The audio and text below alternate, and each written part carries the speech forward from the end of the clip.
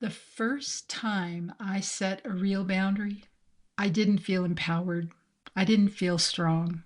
I felt guilty, like I'd done something wrong, like I was a bad person for putting myself first. And if you've ever felt that tight knot in your stomach after saying no or canceling plans that drained you, you know exactly what I'm talking about. But what if that guilt isn't a red flag? What if it's just an echo of old conditioning? Today, I'm talking about the guilt that comes with boundaries and how I stopped letting it run my life. One of the first big boundaries I ever set was with a family member.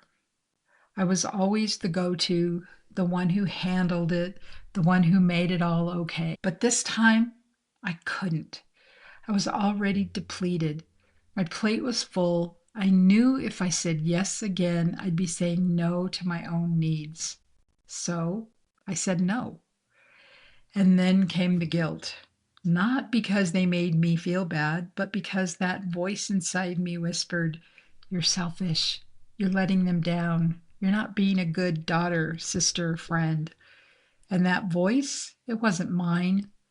It was a recording from years of being taught to put others first, of being praised for being so helpful and so selfless. That guilt wasn't my truth, it was my programming. And realizing that changed everything. If you've ever set a boundary and then second guessed yourself for days, you're not alone. And here's what I want you to remember. Number one, guilt is not the same as wrongdoing. Just because you feel bad doesn't mean you did something bad. Number two, guilt is often a sign of growth. It shows up when you're breaking a pattern, when you're doing something unfamiliar but necessary.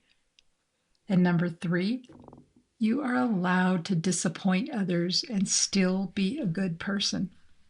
Discomfort is not the same as danger. Every time you honor your energy, your values, your well being, you are rewriting the story. And yes, sometimes growth feels like guilt at first, but eventually it starts to feel like peace. If this hit home for you, I want you to know you're doing the hard work of unlearning. You're not doing it wrong because it feels hard. You're doing it right because you're showing up. Want more support for the emotional weight that comes with boundaries? Inside my Journey to Self membership, we don't just talk about boundaries, we practice them with compassion, with guidance, and without judgment. And be sure to listen to my podcast episode on people pleasing and self worth.